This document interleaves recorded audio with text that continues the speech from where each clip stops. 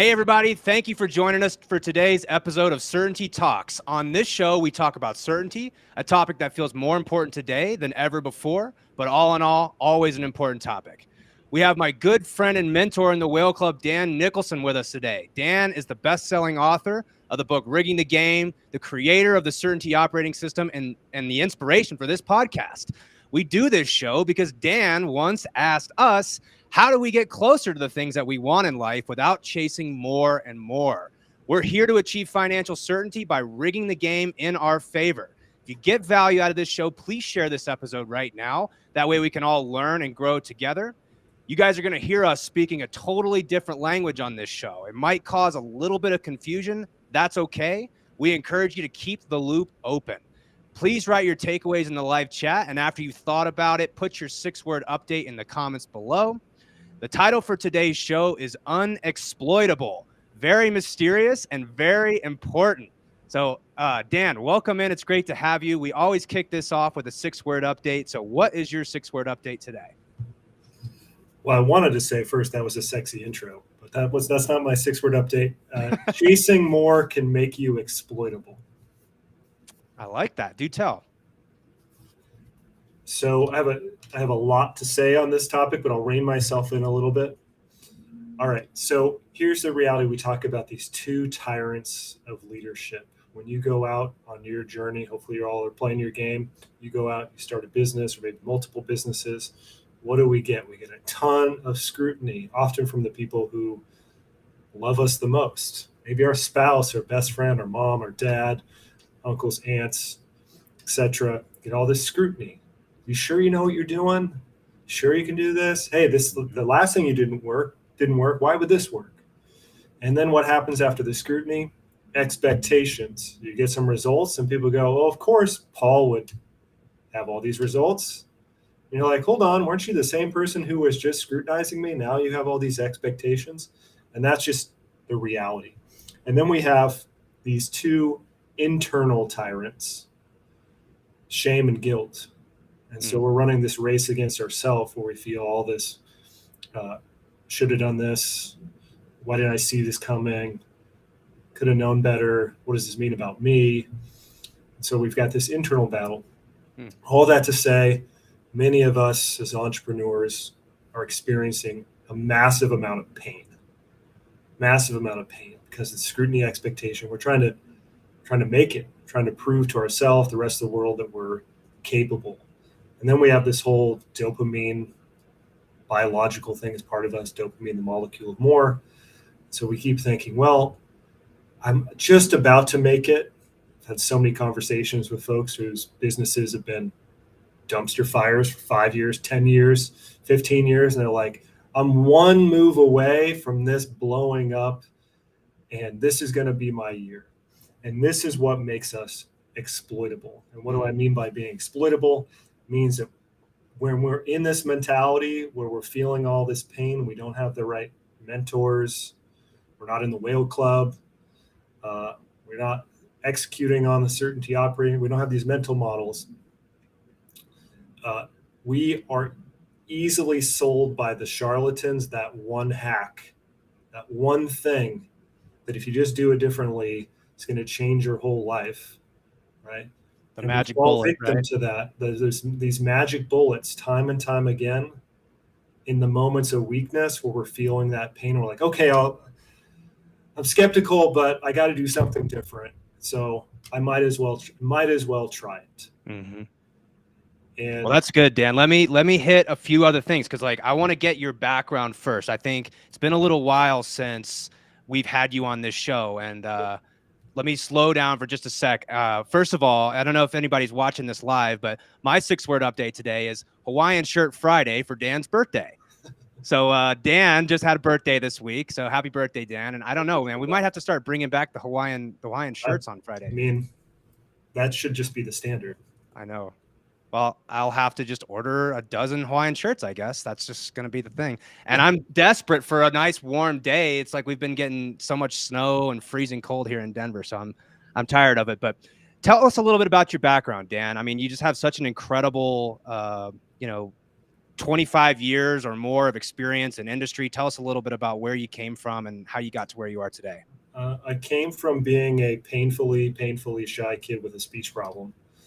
And whenever my parents are around, they hear me like say anything like painfully shy. They're like, painfully, like, make sure you add all the, it wasn't just one painfully shy. It was like multiple painfully shy. So that's still a part of me today, even though I don't have the speech problem. Usually, every once in a while, you might catch me with stumbling over a multi-syllable word or something. But at the same point, I was always kind of entrepreneurial, scheming, running the figures in my head of like, how much am I going to make on a paper route? Of course, that dates me a bit. So I always had an interest in business. Wasn't until end of high school, start of college, that I started to get some confidence and really start to kind of believe in myself, and got these two technical degrees, accounting and an information systems degree. And I thought, okay, combination, technology, accounting, that's going to be the best skill set to be an entrepreneur. And then I went as far away as you can possibly go from being an entrepreneur, which is I did a fellowship at the board that writes all the U.S. accounting standards. Closest equivalent is graduating law school, clerking for the Supreme Court. That's sort of the closest equivalent. So here I was helping write this derivatives and hedge accounting standard, and going, what am I doing? Felt really out of place. So I'm the first person in my family to go to college. My dad was a machinist. My mom either stayed at home with us, or later she was worked in a elementary school cafeteria. So she was a lunch lady. And the other 6 fellows, their dads were like the top cardiologist in the U.S. and the CFO of one of the 3 largest insurance companies. And it was like this whole list. They all got like BMWs and Audis when they graduated from college. And I was like, cool, I have this like Honda Civic.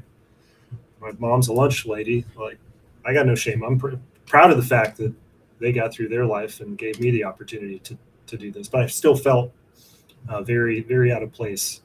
And somewhat like that's the path I needed to follow, because here I was 22, 23,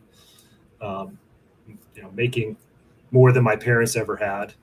And so I followed that for a while, worked for a big global accounting firm, clients that typically had $100 billion in their treasury or more, worked for a Warren Buffett-backed company, worked in strategic finance. I kept getting all these jobs every 2 or 3 years because people were naive enough to think I was smart because I had this fellowship thing on my resume. And so they kept sort of like, well, you keep changing jobs every couple of years, but you seem smart enough. And really, I was just miserable because I wasn't actually being an entrepreneur. I was feeling like I should be following this certain career path, like I owed it to my parents, even though they weren't telling me that. They would support me in whatever I would do. Mm-hmm. So finally, about 15 years ago, I started my own business, which was an accounting firm. That was the thing that I gave myself permission to do. And that's when, over the next 5 to 7 years, I had to unlearn almost everything I thought I knew about business. And that's what became the certainty operating system, CCA, solvable problem, all these other things, really intended to solve my own problems and seeing thousands of clients at that point do the same stuff. Mm-hmm. And you mentioned unlearning, and that's something I had to learn from you, is that I had to unlearn all of these bad habits that I had accumulated, or these false beliefs, or these, I wouldn't say unlearn my biases, but I had to recognize that I was dealing with them. Mm-hmm. And, the problem that we're going to talk about today, the title of this show is Unexploitable. How do we create an unexploitable business? And really the problem is that a lot of us are operating businesses that are highly exploitable. We're susceptible to chasing more. We're susceptible to having a really bad quarter. I think a lot of real estate investors are going through that right now. 100%. You know, in the last 6 months, we had a brutal winter in the real estate market. You know, you and I do a bunch of stuff in the blockchain crypto space, and so that was a brutal winter. Yeah. And we started, as Warren Buffett says, when the tide goes out, you start seeing who's swimming naked, right? And it's like, Yeah. That's sort of the idea here, is that as business owners, we have chinks in our armor, and we want to design the business so that we are unexploitable. So remind us again, when you say unexploitable, what does that mean to you? I mean that we're going to play our game, and we're clear on ourselves when we're playing our game, and we're clear on our solvable problem, and we're in alignment with our definition of discipline, which, for those of you that aren't familiar, discipline is would I be a disciple of myself? If there was a camera following me around, would I want to follow that person? So I'm playing my game, I'm following my solvable problem, and I would be a disciple of myself. When I violate one or all of those, I'm incredibly exploitable. Someone's going to sell me something, I'm going to chase after more, probably because I'm in a bunch of pain, or I'm just trying to create problems so I have something to solve. Yeah, and you taught me about this rule around seeking consensus. Well, I should say not seeking consensus super early in the process. You know, it starts by being a kid. You know, we have our parents who have these, quote, expectations. You know, you talked about the two tyrants of leadership here, scrutiny and expectations. And so we grow up feeling like we have these expectations to go get this great college degree, and there's this lined out path. And of course, as entrepreneurs, a lot of us just we don't fit in that box, but we feel this weight of these expectations. And it oftentimes gets us out of playing our game, and we're seeking consensus without even realizing it. That's sort of where it starts. Yeah, 100%. So consensus is not the first step in the process. If you went to business school, you probably think consensus is the first step. You were taught we got to get everyone on board, and it's the last step. And here's why. Let me just make my argument to try and persuade folks. Basic diffusion of innovation. I think many listeners have probably heard you guys talk about diffusion of innovation. I'll just broadly summarize. It's the way new ideas are adopted or diffused. And there's innovators and early adopters. A lot of entrepreneurs are in that innovator early adopter. It's a very small percentage of the overall population of folks who are going to ultimately consume this or utilize this idea. It's less than 20%. Then there are early majority, late majority laggards. The innovators and early adopters, they buy ideas, they get interested in innovation, typically based off credibility and stature. Who's bringing this idea to the market? When we move past that, most people and the majority that are going to diffuse this idea, they're looking for safety. Has it been done before? Do my friends already use it? Like, they're looking for safety. Okay. So you come with a new idea, chances are everybody that's on your team, or the majority of the people on your team, they're not innovators or early adopters. They're mid-majority, late majority laggards. And so if you're trying to get consensus from them, they're going to want it to feel safe. Now, in the process of making it safe, yes, it becomes mass market, but it gets watered down. So you're trying to do something new, you bring it to everyone else, you're trying to get them to buy in, they're going to want you to water it down, make it safe, make it understandable, make it like something that's already been done before. Mm-hmm. And so now all of a sudden, this innovative thing that you're doing is no longer innovative anymore. It lost all of that spirit because you were trying to get everyone else on board. Yeah. And so there's the danger. You have to get it far enough along in the process where things have been validated before you start bringing in the folks who are going to tell you why it's a bad idea. Right. And asking too early is just going to confuse, right? And it Mhm. gets you out of playing your game. And so, Yes. what does that mean when you say play your game? Playing your game, what does that mean? Leaning into your default strengths, your default tendencies, the things that allow you to be the catalyst. So there's catalysts and there are beneficiaries. Catalysts are change agents. Most of us are not catalysts. Well, most maybe people who are listening today, many of you are catalysts. Um, and and then there are beneficiaries. They benefit from the leader changing the direction of the company, change whatever it is that the organization is about. Uh, and so, in order for someone to be a catalyst, uh, you are going to take on a lot of, again, scrutiny and expectations. You're going to feel a lot of shame and guilt. And if you're now all of a sudden trying to pretend that you're someone else, that's just one more thing that's going to drag you down and make it harder for you to show up and do the difficult work that's required of someone to truly be the change agent, truly to be the catalyst. So we're going to lean into our strengths, the things that keep us excited and motivated and wanting to show up and being willing to face again all that scrutiny and expectations. Uh, and so that's uh, probably the most important thing right now. If people are fearful about AI, which I know it's like a buzzy thing to talk about right now, Mm-hmm.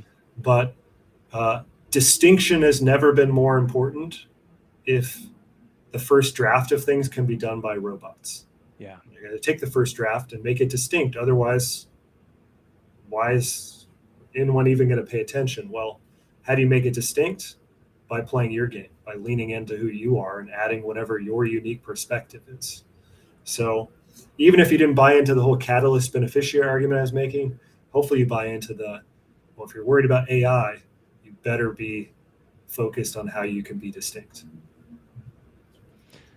Yeah, and I want to circle back to how that ties into chasing more, how that creates, opportunity to become exploitable.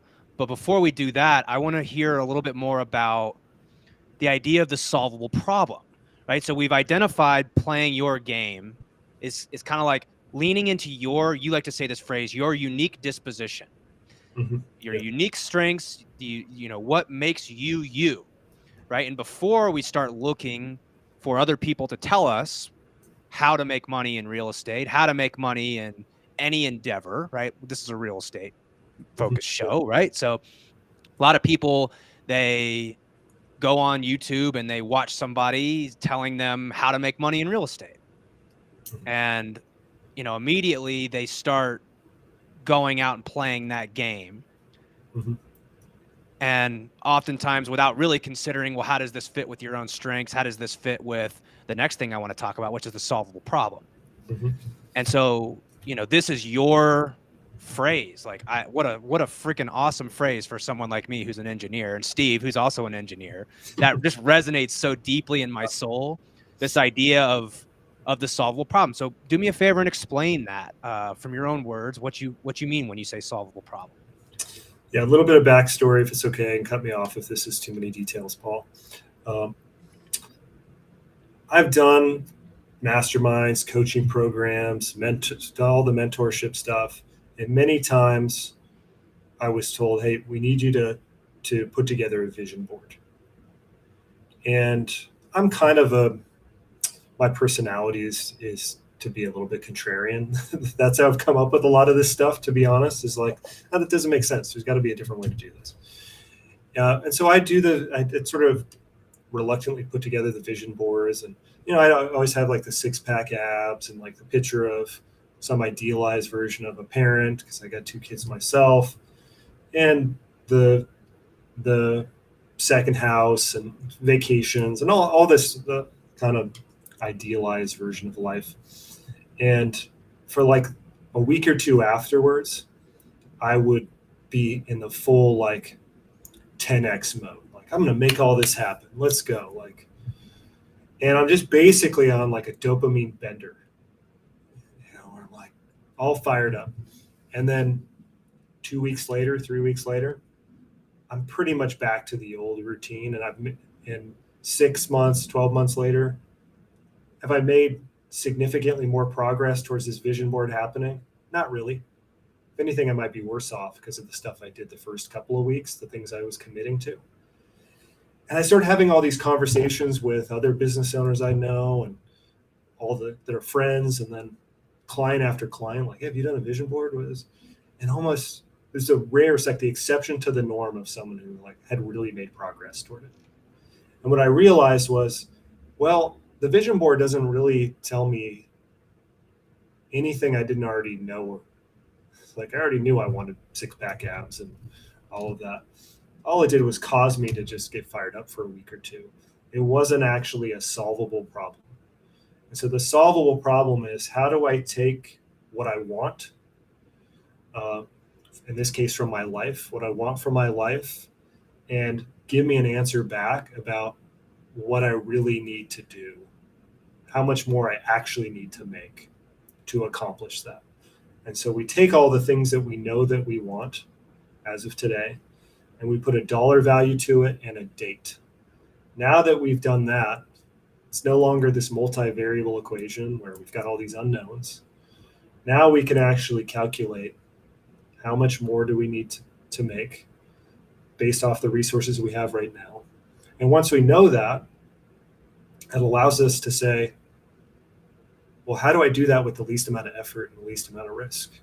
Because a lot of times the number is smaller than what people are expecting. They're like, if I made 10 grand more per month, or 20 grand more per month, I'm going to, which is not an insignificant number, don't get me wrong, but I'm going to hit my goals in the next 5 to 10 years.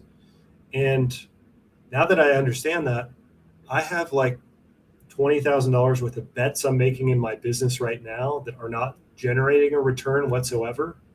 Let me just recapture those resources and allocate them towards actually having the life that I want.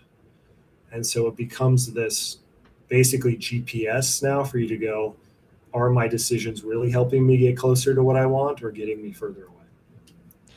I'm glad you said GPS, because when I heard this, the first thing I thought of was Google Maps. I don't know if I got that analogy from you or from Nick or whoever, but it's the idea that, when you jump in Google or when you jump in your car to go somewhere, Yeah. Google Maps is working out the solvable problem for how to get where you're trying to go. You have to give it a destination. First of all, typing in, I want to go north as far as possible. Yeah. Is not really going to give you anything, because I could go north from Denver to Seattle, come see you. I could go to Chicago. I could go to Canada, the Arctic Circle, and it's like, but you're also not giving it a timeline. Mm-hmm. And so, it's sort of like, well, do I have to speed to get there? Right. Can I pull over and use the bathroom if I need to? Like, can we go sightseeing? What is the time frame? And so that idea of the solvable problem was so obvious when you pointed it out. Like, define what you want, give it a timeline. That way we know the best route to get there, how long it's going to take, and how fast we need to go. And maybe it's like, you know what, in order to get to where you need to go in the timeline you just proposed, like, you're going to have to speed like crazy. And the risk is you get pulled over and thrown in jail and you never get in there in the first place, or you get in a wreck or something. That's right. So that's how I thought of the solvable problem. And that analogy just sunk for me. And I'm glad that you called it the GPS, because, a lot of us just define this endpoint like arbitrarily, like, and yeah, we have a vision board. Here's some things that I want, but without an actual path to know how to get there and which direction to turn, you're going to give up after a few weeks. I know that to be true because I did that in my business. Mm-hmm. Yeah. We do a lot of things that make us feel good in the short term and give us that rush, because again, business is hard. You're getting all of the scrutiny and expectations and this internal shame and guilt. And so the vision board gives you a little boost. Mm-hmm. The notion of like starting with why, it's like, oh, that can give you a little bit of a boost. Although for a lot of people, they don't know what their why is, and that is a net negative for them. We get sort of artificially inflate ourselves for a moment. And back to being exploitable, you put yourself in a position. It's like if I'm a salesperson, especially like I'm someone for like a marketing agency, hell yeah, I want someone to have put together a vision board in the last 2 weeks. Like if I was selling marketing services, I'd be like, hey, have you done a vision board in the last 2 weeks? No? Well, yes? Cool. Like I could probably sell you like right now because you are so hopped up on trying to make this happen. Like you're very exploitable in this moment, chances are. Or like, no, you haven't. Like, hey, let me get you to put together a vision board because now you're going to be all hyped up again. And I'm going to sell you this quick fix. Mm-hmm. So just sort of being aware of how we are, I call it running a race against ourselves, how things that we're doing are putting ourselves in a position where we are probably going to be overly aggressive, buy into a narrative because it makes us feel good, et cetera, et cetera. Mm-hmm. Well, and back to your 6-word update, chasing more can make you exploitable. And this is the idea that if you're not clear on what your game is and you're not clear on your solvable problem, you're very susceptible to what Dr. Jeff, someone that you and I are both very close with, calls the human mindset. Mm-hmm. You've called this biases. I would also reference your second wealth commandment over preference versus binary. The idea that there's not a right or wrong way to do this stuff, but your human brain is going to tell you that. But all the people that have products to sell you are going to tell you that, mm-hmm. that this is the right way to do it. Your brain's telling you, yeah, but if I don't take this option, there may not be a better option. And so how do you, you helped me get over that. How do you help people, and what your book talks about, get past these biases, these biological things that are just rooted in our survival-based instincts? How do we combat that? Yeah, what I'm going to explain might sound somewhat simple, but it's not easy by any means. So 100% aligned with you on this idea of biases. We can call it human mindset versus champion's mind. We could use Dr. Daniel Kahneman's version, system 1 versus system 2. There are a bunch of different versions of this that all point to the same thing, which is as humans, we are biased, and we can read about them and know about them as much as we want, but we're still going to be subject to them. And so I take that as a huge relief, actually, because there's nothing wrong with me. It's part of the human condition that we're going to be biased. And so knowing that is, how do we put ourselves in a position where we have as much clarity as possible, whereas we have as much mental sobriety in making a decision. So my process is a thing worth doing, like this conceptual, is a thing worth doing, whatever it may be. Well, the first filter is, well, it depends. What do you want? What do you want to do? And more times than not, the answer is like, I don't know what I want. Well, that's totally fine. Like I said, more times than not, you're going to go, I don't know. So the first step is then don't do anything, go for a walk or take a nap. Because right now you're in a very high probability that because you're not sure, you're going to pick maybe the path of least resistance or the thing that just makes you feel the best, gives you the highest sort of rush in that moment. So don't do that. Take a break. Nick Petersen, who's my business partner in several ventures, part of Whale Club as well, certain to you. He's pretty well known social media and stuff that he takes multiple naps a day. Sometimes it's just like 5 minutes. Sometimes I get some funny pictures of how like awkwardly he sleeps. He's like Pickles, my dog, where you're like, how are you? That's like, dogs sleep in like the most uncomfortable position sometimes. You're like, how are you? Your head's like on a concrete block. Like, what are you doing? That's tangent, but that's how sometimes Nick looks when he's Does that explain his sleeping. bedhead? Somewhat, maybe. I think he just has like resting bedhead. Like Yeah. it's just there, just rest. It's just it always ends up back in that position no matter what he does. Take a nap, go for a walk, come back. Hey, did that give me any clarity? Did that sort of like reset me from all the ways in which I was biased, recency bias of stuff I saw on social media, things I just read, etc.? Do I feel like I have an answer? Yes or no? And then is that answer relying on data, preponderance of data? Is there anything I know about this from the past? Chances are the answer is no. So now what I'm going to do is take a micro step. What's the smallest thing I can do, smallest step I can take that gets me more data? And unless I overwhelmingly have concluded, no, this is not something I want to do. So for me, I know my top priority is while my kids still want to hang out with me, I want to be in town and hang out with them as much as possible. So stuff that requires me to do a bunch of travel or will have significantly less energy from, like that's just an easy no for me. Yeah. So 80% of the stuff I'm asked to do, I just filter out right away because it, based off my solvable problem, would get me further away.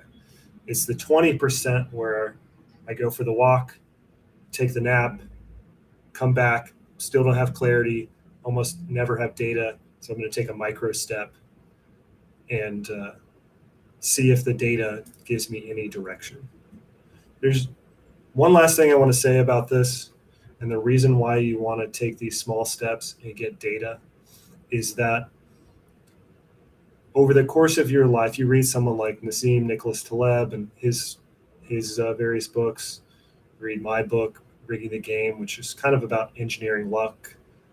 Taleb talks a lot about luck, is that the data suggests that there's these 3 to 5 inflection points perhaps in your life where or in market cycles, a couple of days out of the year where the real asymmetry happens, right?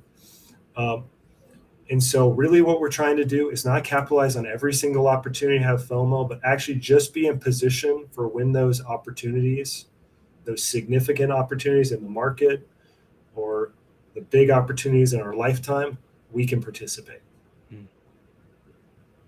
And so that's actually what we're trying. That's how we engineer all that. Luck is just being in a position to actually participate. Yeah. Well, I thought it would actually be a good idea to share how you helped me work through my own process and what we did in the CCA. And, it started with, I built this real estate business. I got into real estate because I was sick and tired of traveling to 2 cities a week for almost 8 years. And I was selling at a really high level to some of the largest companies in the world, selling automation and innovation and tech. And I asked myself, is this worth doing? And I said, no, it's not. So we had to make a change. Then I got into real estate, and it was like, so what did first thing I did was, and maybe it's worth explaining a little bit that when I was selling, my style was not to sell a bunch of deals throughout the year. It was to sell one big giant deal. And, part of the reason why we called it the Whale Club is because that's what my boss used to call me, the whale hunter. Like, it would drive him nuts because I would, nothing throughout the whole year. And then I'd get this one giant whale at the end of the year and hit goal, and then everyone would be happy. But when I got into real estate, I started looking around and seeing how everybody else was doing real estate. And I found a lot of content around wholesaling and fix and flipping and that's a volume based game. And because I was seeking consensus very early in the process, I didn't have this certainty operating system. I didn't know you and Nick at the time. I started building this business based on how everybody else built their business. And Steve and I are very different. We're very similar in a lot of ways, but very different in other ways. And again, back to the preference thing, this is not a right or wrong way to build a real estate business. But what I did is I built this business based off of volume. By the time I met you, I was so burned out on trying to get my systems dialed in. It felt like a game of whack-a-mole constantly, trying to make sure all my deals didn't fall apart, my employees weren't going to leave, that the phone was going to ring because I didn't put the wrong phone number on the postcard that we sent out, and all these things, right? And what I realized was I had to ask myself, is this worth doing? And I think the answer I came to was like, well, yes, it is still worth doing. I still want real estate to be the vehicle that helps me build wealth in my life because I have such a passion for it. But like the way I was going about doing it was wrong. I was playing somebody else's game, and you helped me point that out. And so through that process of realizing that not only was I not playing my own game, and I was not getting closer to the things that I want, which was actually passive income. And it's like, well, Paul, what you did is you just created a job for yourself. Yes. Yeah. And these are all things that you pointed out to me. Well, it takes a lot of personal integrity. Back to like, would you be a disciple of yourself? Discipline is that it's much more difficult to stop and realize this is not worth doing anymore than to just keep doing it. So we have this sort of anchoring quote. People prefer the certainty of misery over the misery of uncertainty. In other words, we're likely to just keep doing the same thing, even though we know it's bad for us. It doesn't make us, it's not getting us closer, but we keep doing it because we know what to expect. It's like a bad relationship. It's like, yeah, it's not great, but I know what to expect. And if I break up with this person, then I'm single, like maybe I'll never find someone again. So we just stay in these bad relationships, these bad deals, keep operating our business in the same exact way, even though it's not serving us. So it takes a lot of personal fortitude, personal integrity to go, this is not serving me. This is not actually getting me closer. I need to do something different. And for people who are watching, that's what makes someone like Paul someone that's worth following, because again, he has the integrity and willingness to change his mind when the new information is presented to him, and most of us aren't. We just aren't. Well, and so we talked about Microsteps. Okay, first step is when you realize you're not playing your game, is to go take a walk, right? Go take a nap. Maybe just stop doing what you're doing for a second and try to seek a little bit of clarity. What would be worth doing? What are your preferences? And then when I started looking like, wait a second, I'm not a volume type of guy. That's not my type of business. I'm also finding myself out of the, I think I was put on this earth to be a salesperson. For some people, that sounds almost like nails on a chalkboard, like it's a bad word when you say salesperson. Yeah. I know that not to be true, but, this is the Real Estate Disruptors show. Steve has an entire sales platform, so we're going to probably assume that most people aren't super offended by the word sales, but that's what I'm good at. Yeah. But I found myself operating a business, and what I know now is I'm a terrible operator. If it comes down to me operating the business is going to fail, likely. So what I had to realize is like, Paul, you need very simple businesses. Very simple businesses. And so that meant having to recapture like all of this money I was spending on marketing and employees and all these things and recapture all that, because it was actually just leaks in the bucket. To your point, I was actually at my solvable problem for the most part. I just needed to stop wasting the money that I already was making or had. Mm-hmm. And so when I first realized, like, okay, this is not a volume game for me. This needs to be we need to go back to the whale hunter. That's how I built my entire career. And it started as, okay, so what does it mean to start taking micro steps in that direction? How do we start moving in that direction? Because we didn't have what you call a preponderance of data. Basically just means multiple data points, right? We didn't have a lot of data to support that, how to do this in the real estate world. So we need to take micro steps. So what that started was, just like with any business, everything starts with marketing and leads. It's like, well, I had this FOMO, this fear that, well, what's going to happen if I turn the direct mail off and the cold calling and the texting, and we just turn off all these marketing sources? I'm not going to get any leads. It's like, okay, well, why don't we just do a podcast, see how it goes? That first podcast went really well. It's like, I kind of like this. Let's do another podcast. I remember when I set this background up after like my third or fourth podcast, and Nick was like, whoa, slow down there, Turbo. Like, you're already designing a studio or whatever. And I was like, yeah, it's probably going a little fast, but like, I love this. I'm loving this. And I've done 3 podcasts, and according to Dan, all I need is 3 data points. So no, I'm kidding. But that was my first micro step. And you and Nick helped me kind of realize how to shift myself to align with my own strengths and playing my own game. I just took a bunch of notes and thoughts that I have about what you were just sharing. You mentioned that when you got into real estate, and correct me if I'm getting this wrong, but you wanted it to create some passive income. Is that accurate? Yes. There's a bit of a reframe, which you already know, but I'm just going to say for the sake of the listeners, is that when we want something that's passive, it has to be reliable. Otherwise, if it's not reliable, you're going to have to be involved, which means you're now active, maybe very active.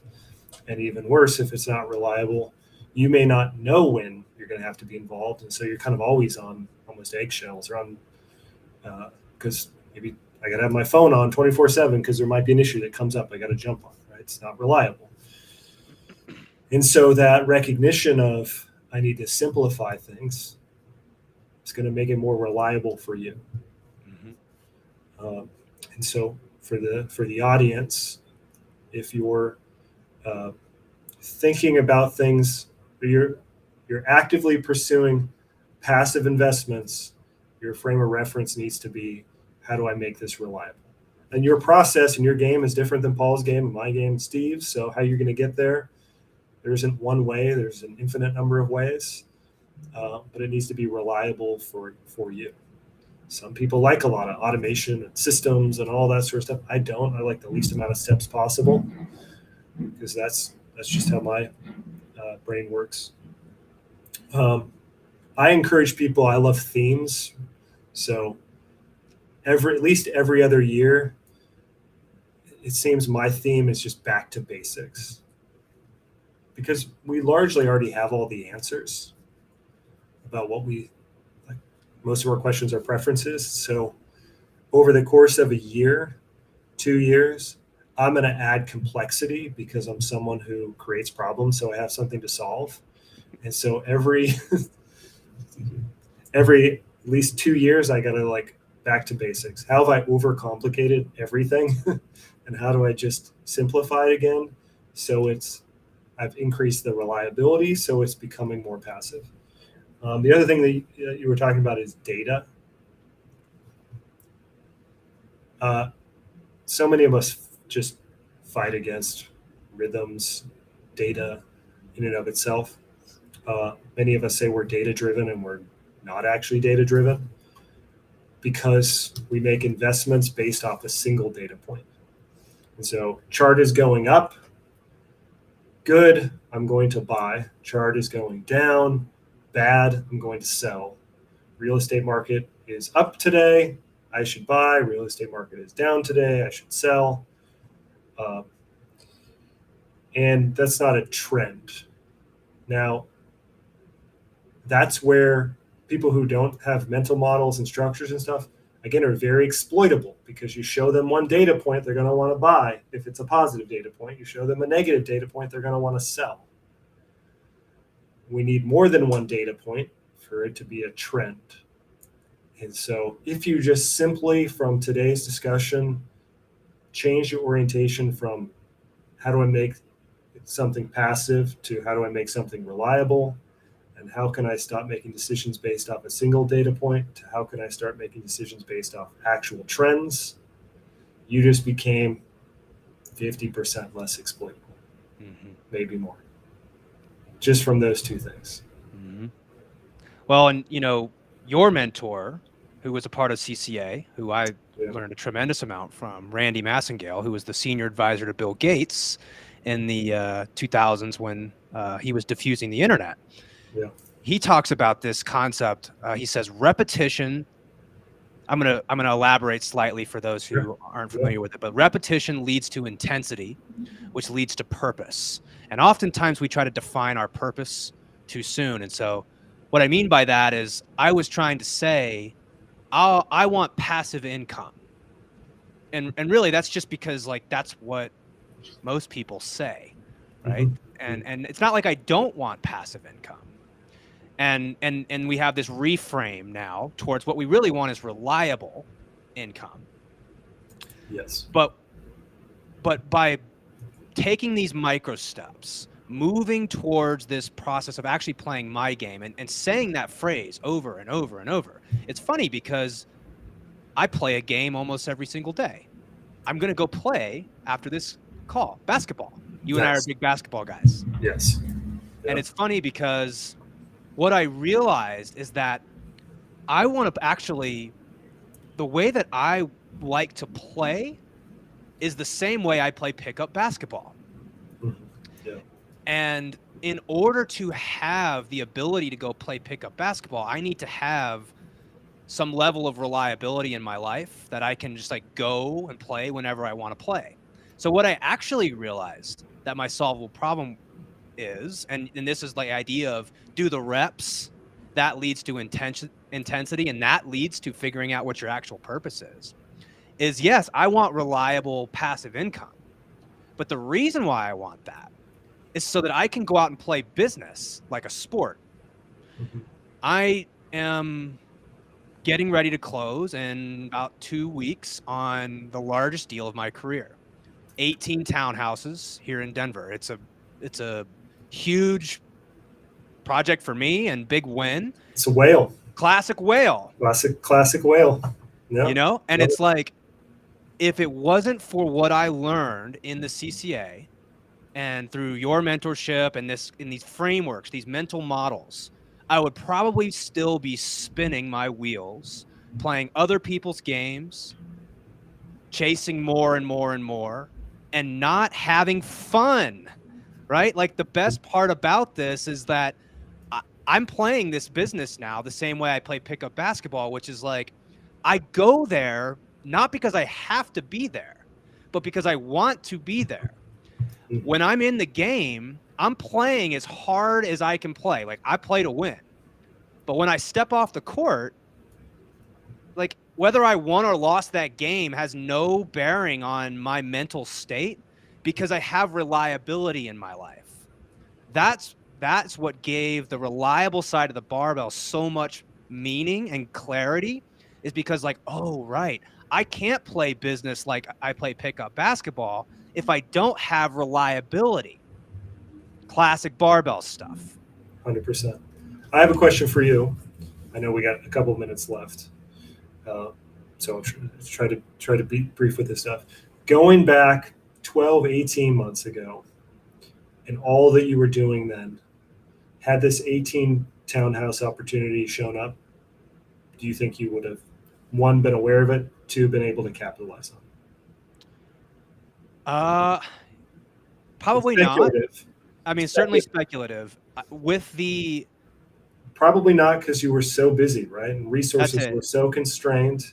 We're speculating. Maybe you would have, but from knowing what I know about the details and everything, uh, we wouldn't have even we wouldn't have had the option to participate, or you wouldn't have had the option. I'm saying I'm not part of this deal, but you wouldn't have had the option because you're too busy with everything else. Resources were too tied up, right? Yeah. This just goes back to playing our game. Being less exploitable puts us in a position where we can capitalize on these home run opportunities when they present themselves. Mm-hmm. And fortunately for you, there's a bunch of other people in the real estate market that were too busy playing other people's games that you didn't have to compete with on this deal, right? So in a way, like, you benefit from that.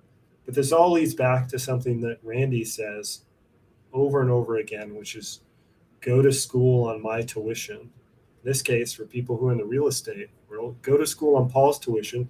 He's already paid the price in the past. Learn these lessons, and now you're sharing them on this podcast, but really sharing them on a practical basis in the Whale Club.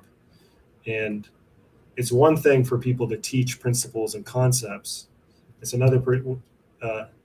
it's a whole other level when someone's teaching these principles and concepts because they've lived it and they've had the frame of reference of this is what I used to do and this is what I'm doing now, and I have a lot more options and I'm having a lot more fun. Yeah. Well said. And so if you guys want to learn more about all this, let me give you a couple things to do. First off, if you haven't already, if you're watching this live and you're watching the video, I'm holding up a copy of Dan's Wall Street Journal bestseller, Rigging the Game. When I went through all this with Dan, I didn't have this book, right? I was listening to Dan tell me this. He's got a fantastic program called the CCA where he takes purpose-driven entrepreneurs through this process. If you want to learn more about that, you can check out certaintytools.com.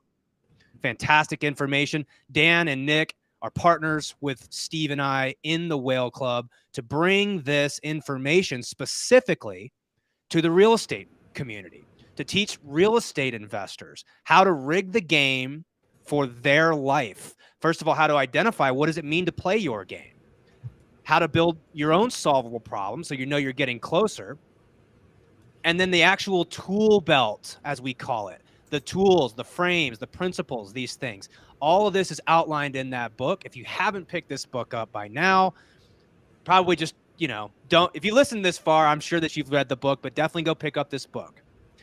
Second thing is, this is what we do inside of our community. Now, we have a ton of free information that you can get at realestatecertainty.com.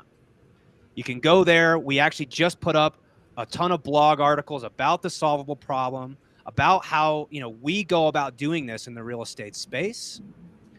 We've got a free community where you can learn more about this. You can drop into some of our calls and hear other real estate investors who are taking this same stuff and applying it to their businesses. And if you're interested in joining us and learning how to implement these things inside of your life, from realestatecertainty.com, you can get access to our wait list, and you can join us for the next round of whales that we bring in that we're going to be doing here over the next few weeks. Dan, anything you'd like to add? There's one last thing I just want to add on to the end of this, and it's going to sound biased because Nick and I made the decision that we felt like you and Steve were the guys to diffuse the certainty operating system for real estate investors. Right? So I'm biased. My perspective is biased on the Whale Club because of our belief in you and Steve. So with that said, look, you said it in the beginning of the podcast that we've been in a bit of an economic winter. Depending on your perspective, that may continue for 6 months, a couple years, whatever. I'm not going to make any economic predictions around that. During these times of economic winter, what happens? We feel even more pain because we get even more scrutiny, and expectations haven't gone down. But the market isn't sort of playing to our favor in the sense of there aren't as many opportunities. So if you listen for the last hour, what does that mean? It means that compared to a year ago or 2 years ago, you're potentially that much more exploitable because you're in that much more pain. And so that's where I would challenge and encourage people to be a part of a community like Whale Club that's going to give you the tools to make you less exploitable. Because really, during these periods of economic certainty, this is when you can gain the most amount of ground. There's more asymmetry right now, arguably, and that could be a whole other hour podcast. Me explaining my bias and why I think there's more asymmetry now than during good times. But there's more asymmetry, and many of you aren't going to be able to participate in that because you have all your resources tied up because you're being sold on these false narratives and playing your own game or playing someone else's game. So if you want to be less exploitable and really win, honestly, now is the time to be in something like Whale Club. Well said, Dan. Thank you so much for joining us today. I can't tell you how much I appreciate your friendship, your mentorship, guiding me through this process. I wouldn't be where I am today without you. Thank you for everything you do for us and for everybody who's listening. Thanks for listening to us for the last hour. I encourage you guys to go check out realestatecertainty.com to learn more. And thanks for tuning in. We'll see you on the next episode.